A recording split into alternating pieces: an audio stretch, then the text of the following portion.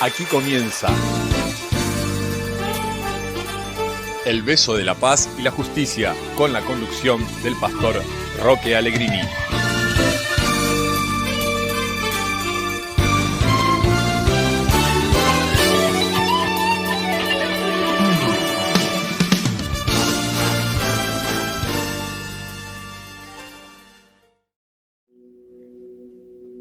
Hola amigos, muy buenas noches. Estamos para compartir una vez más este programa del beso de la paz y la justicia. La mirada de los ciudadanos generalmente pasa por su propia nación. Estamos en tiempo previo en este país a vivir nuevas elecciones,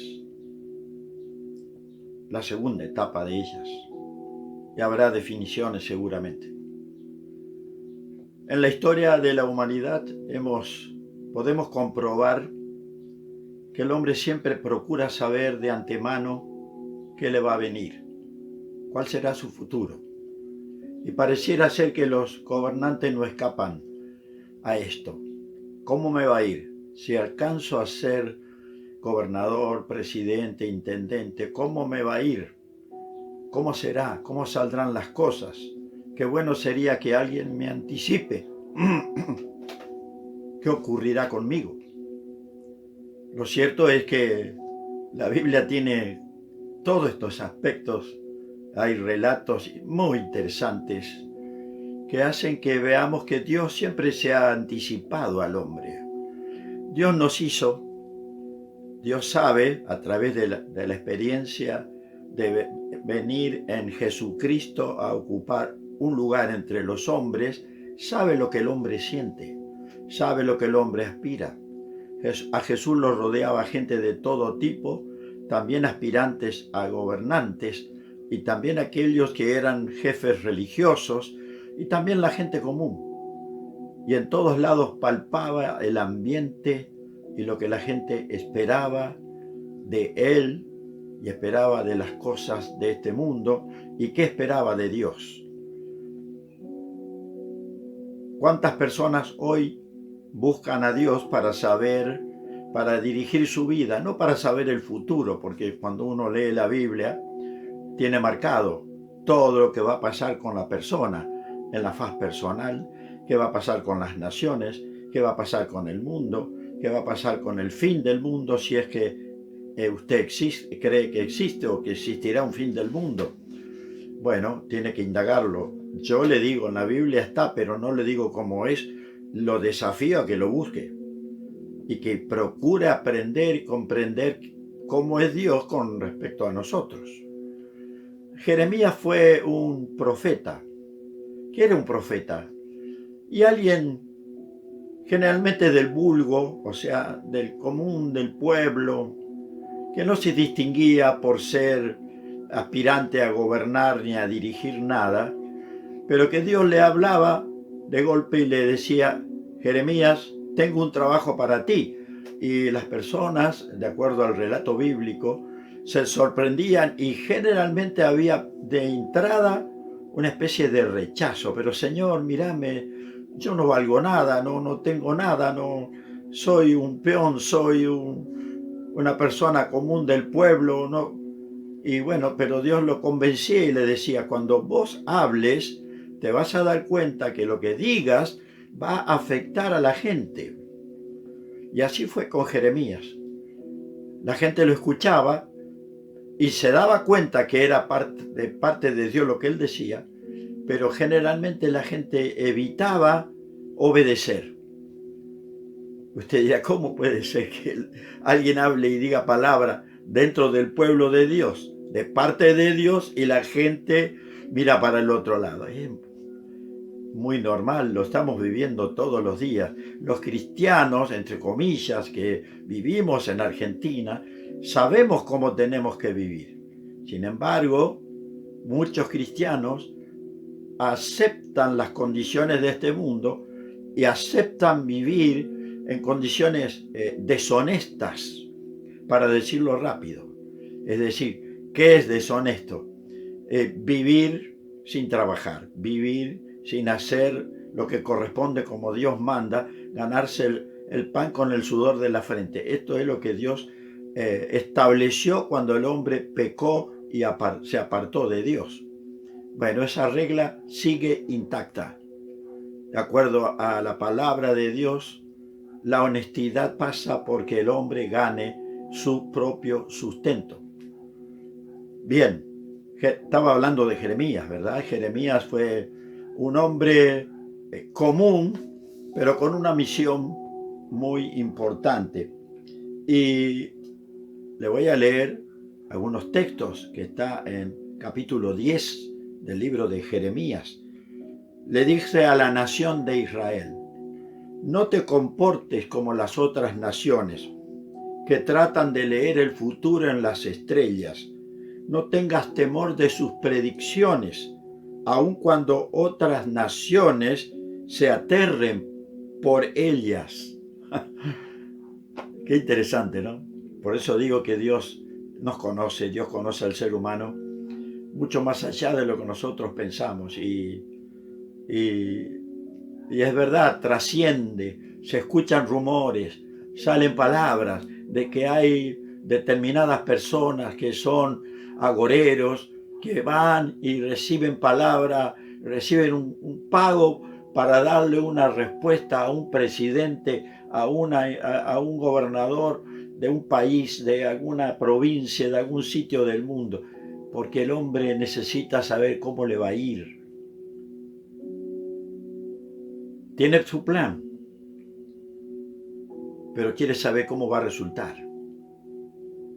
Y dentro del plan, como vemos, lamentablemente, incluyen muchas veces cómo atender sus pretensiones personales. Una vez que llegué al gobierno, tengo que ganar lo suficiente como para vivir perfectamente el resto de mi vida. O sea, el gobierno es un medio de riqueza para mucha gente, ¿no? Bueno, en la época de Jeremías era igual. No había diferencia. La diferencia tal vez resida en que en determinado momento de la vida de Jeremías apareció un gran ejército que rodeó la ciudad de Jerusalén y que amenazaba con destruirla, cosa que después va a ocurrir. Y en el libro de Jeremías, Jeremías lo menciona. Va a ocurrir. El ejército invasor va a romper una parte de la muralla, va a comenzar a meter soldados por allí, eso es lo que se llama brecha, y el ejército entra en la ciudad y comienza la destrucción, la matanza generalizada. Y parece que esto no debería haber sido tan fácil, pero después de bastante tiempo, un par de años de agobio y de asedio, la comida en la ciudad estaba ya escaseando, prácticamente no había. Se habla de que había también gente que comía seres humanos que morían y comían para lograr sobrevivir. Bueno, esto ha ocurrido muchas veces en la historia, pero es triste llegar a vivirlo, llegar a experimentarlo, al ver la dureza y el estado de desobediencia de un pueblo respecto a Dios. Dios había dado un consejo sabio allí, mediante el cual la nación de Israel no iba a morir. Iban a quedar, sí, prisioneros o, ¿cómo se diría?, bajo la presión de un gobierno extranjero. Pero Jeremías, de parte de Dios, decía: entréguense, no peleen más, salven su vida. Para todos esto resultaba una palabra de traición, pero realmente no sabían cómo defenderse frente a aquel ejército invasor. No tengas temor de sus predicciones, las predicciones de los agoreros, de los profetas falsos, porque el diablo también tiene profetas. Y entonces esto hacía que la gente tuviera un estado de desasosiego. El mismo rey, que se entera de lo que está haciendo Jeremías, y van, le chamullan, como decimos acá, los consejeros le dicen: mirá lo que está haciendo Jeremías, tiene que ir a la cárcel. Bueno, métanlo en la cárcel. Pero después viene un un esclavo que viene y le dice: rey, la condición en que está ese hombre Jeremías, que es un profeta de Dios, es lamentable, se va a morir donde le han puesto. Permíteme, dame permiso para sacarlo y que salve su vida. Y aquel rey, a solas con ese esclavo, dice: hacelo.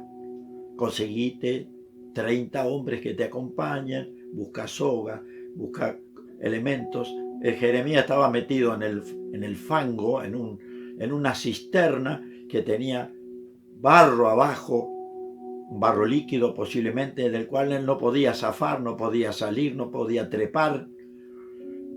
Y sus días eran de agonía hacia adentro. Bueno, le tiran una cuerda, le dicen, estaba su cuerpo ya, cuando está mucho tiempo uno en el agua, queda la piel toda arrugada, se desprende la piel, es peligroso. Aquel esclavo era sabio, le tira trapo, le dice: ponételo debajo de los sobacos, ponete la soga allí, te vamos a sacar. Y lo sacan de aquel lugar. Jeremías, un hombre de Dios, que estaba luchando contra el mal, el pecado que reinaba en esa ciudad. Nadie quería abandonarlo y se hacían fuerte mirando el ejército extranjero rodeando la ciudad, pero se hacían fuerte porque estaban debajo de esa muralla, detrás de esa muralla. Qué bueno es que esa muralla sea Dios, ¿no? Ellos no confiaban en Dios y todo lo que vivían se los había dado Dios. Más adelante dice: yo sé, Señor, que nuestra vida no nos pertenece. No somos capaces de planear nuestro propio destino. Me llamó mucho la atención esta palabra. No somos capaces de planear nuestro futuro, nuestro destino. Si usted tiene una Biblia, busque el versículo 23 del capítulo 10 de Jeremías. No somos capaces de planear nuestro destino. No sé si a usted le parece que estamos pasando algo así en Argentina. No ser capaces de planear el futuro. Usted habla con un partido político y le va a negar esto. Habla con el otro y también le va a negar. Habla con un tercero y también le va a negar y va a decir: no, no es así. Lo cierto es que el resultado de los hechos de los hombres siempre queda a la vista. Hemos obrado mal, hemos actuado deshonestamente. La realidad de la nación, del pueblo, pasa a ser una realidad triste, incorrecta, mala, de pobreza. Cuando hay pobreza mental en el corazón, en la voluntad de la gente que le toca gobernar, posiblemente esto es el estado de aquí en Jerusalén, y estoy hablando de 2600 años atrás. Había mala voluntad de los gobernantes, del rey que estaba en ese momento, y el pueblo sufría, y el pueblo estaba muriendo de hambre y de sed, porque nada de esto quedaba en la ciudad. ¿Qué hacer, querido amigo? Usted dirá: pero el pastor, usted que está comparando esto con lo que vivimos en el mundo hoy. Sí, hay países que viven excelentemente bien, otros que viven muy mal, y este desequilibrio en el mundo me hace pensar que el amor en los seres humanos hoy escasea tremendamente, que el amor que Dios ha puesto en nuestra vida está desequilibrado, y que el amor al prójimo, que es un mandamiento de parte de Dios, está ausente de nosotros. Tremenda es la situación del hombre cuando desconoce el amor, cuando sus prioridades son él mismo o su entorno. Últimamente he visto, no cambio de tema, sino que lo quiero ilustrar.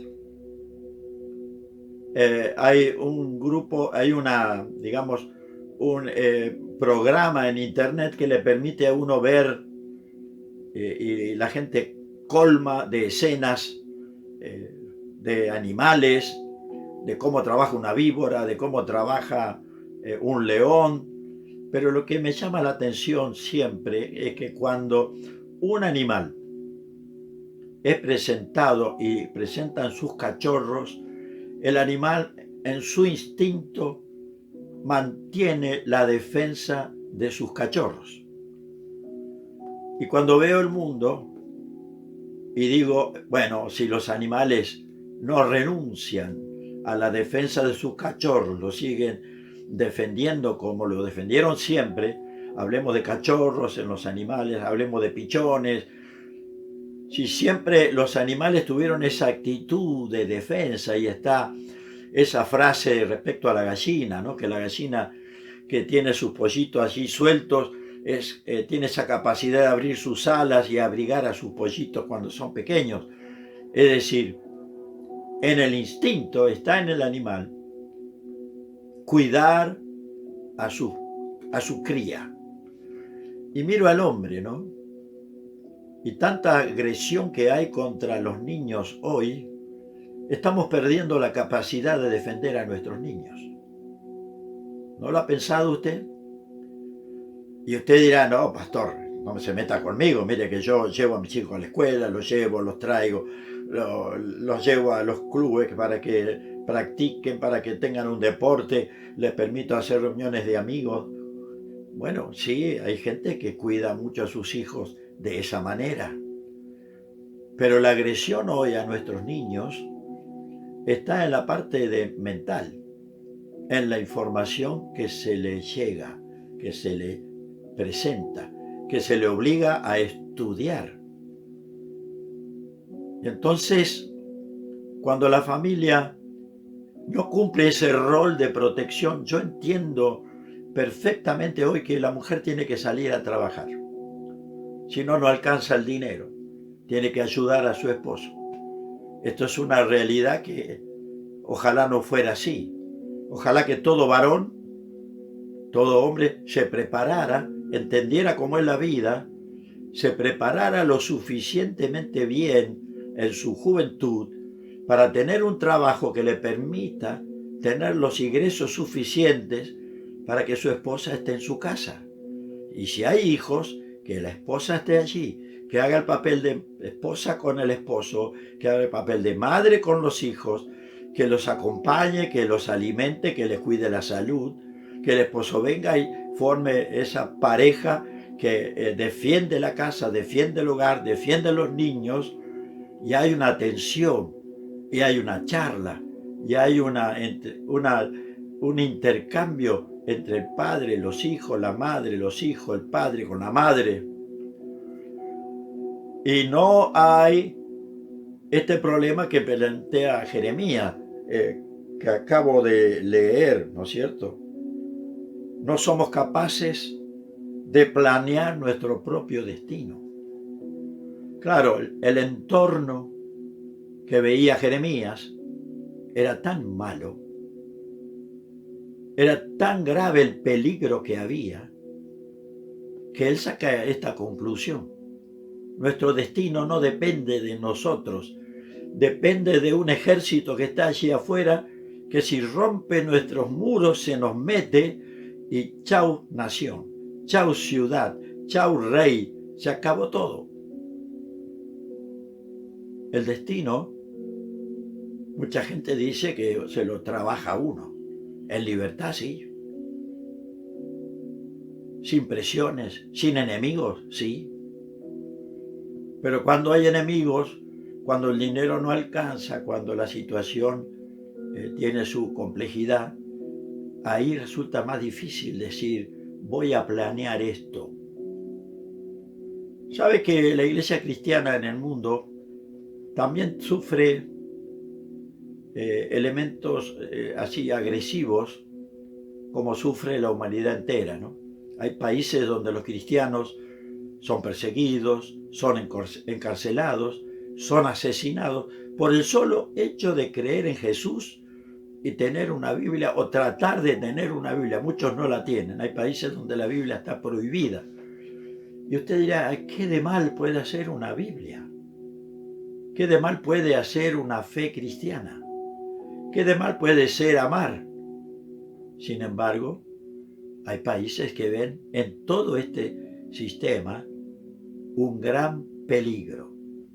Claro, uno tiene que ir a la historia y comprender que la llamada historia, entre comillas, de la iglesia cristiana no tuvo luces todo el camino. Ha tenido valles profundos, donde la iglesia humana, la parte humana de la iglesia, ha caído en lugares muy bajos. Dios tiene siempre un remanente, la palabra de Dios lo dice. La Biblia está llena de momentos de valles oscuros del pueblo de Dios. Dios sabe que esto pasa, pero también sabe que Él ama a la iglesia y Él quiere rescatar al hombre del estado de pobreza espiritual. Acá está la clave, creo yo, como pastor lo digo y lo repito constantemente en este programa: no tener vida espiritual deshace nuestras defensas contra cualquier pecado, contra cualquier daño que se intente meter en nuestra vida. No tener vida espiritual deshace las defensas. Usted no tiene defensa contra el mal cuando no tiene vida espiritual. Usted piensa y quiere discernir lo que está pasando, quiere armarse de coraje, de valentía para luchar contra el mal que le rodea y descubre que no hay en usted el suficiente argumento. Y usted cae presa del miedo, del temor. El que está en Dios tiene una defensa interior que le hace tener dominio propio, control interior, sabiduría para ver lo que está pasando y entender ese camino que tiene pecado, que tiene maldad, que tiene deshonestidad. No lo sigo. No me va a llevar a buen fin. Esta es una realidad, según mi propia opinión, y tengo la escritura que respalda lo que estoy diciendo, porque estoy diciendo lo que Dios dice de alguna manera. ¿Cómo llegar a sacar una conclusión de todo esto? ¿Usted está pasando bien? ¿Está sufriendo alguna cosa? ¿Está siendo dañado por la situación mundial, por la situación local, por la situación del país? ¿Siente que nadie lo defiende? ¿Siente que está muy solo, que está peleando solo? Bueno, Dios conoce esa situación y ha provisto la verdadera solución que el hombre necesita. Es decir, Dios ha planeado darle al hombre la compañía espiritual que el hombre necesita. Y en esa compañía espiritual, en ese refugio, está toda la ayuda necesaria que usted, yo, todos necesitamos. La ayuda para rechazar el mal, para rechazar lo deshonesto, para rechazar lo malo, para cuidar la casa, para cuidar la familia. Habrá justo en la casa para vivir, pero habrá siempre la mente y la conciencia tranquila. A nadie lastimé, a nadie herí, a nadie le robé, a nadie le saqué nada. La vida es mucho más larga de lo que experimentamos. La gente que cree que nació un día y que un día va a ir a parar al cementerio y se acabó todo, bueno, esa gente reside por el mal, porque ve tanta injusticia que decide vivir de la manera posible, tratando de que su vida sea buena según su concepto. Generalmente la vida buena para mucha gente es la vida material, tener y tener. Cuando tiene materiales, cuando tiene riqueza, cuando tiene, yo diría, tiene amor, tiene gozo, tiene paz en el corazón, tiene la conciencia limpia, tiene tranquilidad, puede salir y mirar el cielo, puede salir y mirar a los ojos a las personas, o tiene que estar recluido porque su conciencia de vez en cuando lo acusa. No puede cruzarse con un vecino que alguna vez le dijo algo y usted sabe que tiene razón y no puede mirarlo porque se siente acusado. Querido amigo, busque a Dios en este tiempo, por favor. Deje de vivir en soledad espiritual. Dios es la ayuda espiritual que usted necesita, que toda mujer, que todo hombre, que todo joven necesita, que todo niño necesita, que todo anciano necesita. La soledad es muy mala. No es bueno que el hombre esté solo. Así lo dice la Escritura. Por eso al hombre le fue hecho una compañera. Por eso Dios diseñó la vida del hombre en pareja, un hombre y una mujer. Pero hoy la infidelidad es tan moneda corriente que también ese concepto, el diablo procura borrarlo. No hay mejor condición para el hombre que tener su hogar, su esposa y sus hijos. Toda su vida sin cambiar eso. Es la seguridad mayor que un hombre puede experimentar en cuanto al mundo. Pero sobre eso todavía está la seguridad espiritual que Dios y su palabra le brindan al hombre para que la paz no le falte nunca. Amigo, reciba a Jesús. Esta es la propuesta de Dios. Jesús vino para salvar a los pecadores. Jesús vino a buscar a los que están perdidos. Jesús vino a dar su vida por aquellos que no le ven salida a su situación. Cuando el hombre recibe a Jesucristo en el corazón, su perspectiva, su cosmovisión, la visión de lo que le rodea, cambia absolutamente. Usted, yo, todos necesitamos al Creador, a Dios, al que nos ama y que dio a su Hijo para salvarnos. Yo quiero orar y acercarme a usted de esta manera y decirle, hablar con sus propias palabras, pero yo voy a hacer una oración que usted puede repetir o no, como usted quiera. Pero lo importante es que incorpore a Dios a su vida, o usted se incorpore a la vida de Dios. Padre Celestial, he hablado tu palabra. La situación mundial para algunos países es desesperante. La situación en Argentina no es buena, Señor. Pero no buscamos la solución en los hombres pasajeros, sino que buscamos la solución en ti. Jeremías decía que el hombre no sabe hacer su destino, porque él veía un pueblo alejado totalmente de Dios. Pero tú en Jesucristo nos diste la esperanza.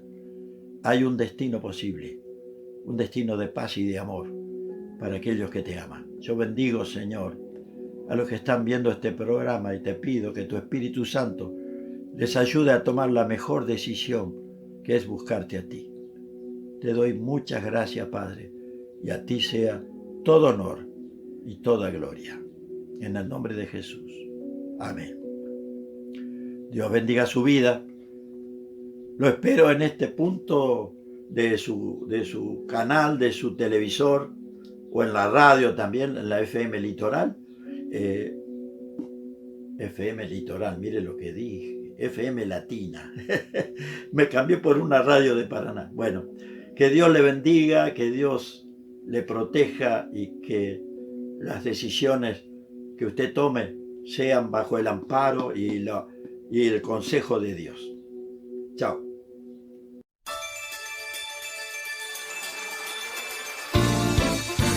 Esto fue El Beso de la Paz y la Justicia. Nos encontramos el próximo jueves, 21 horas.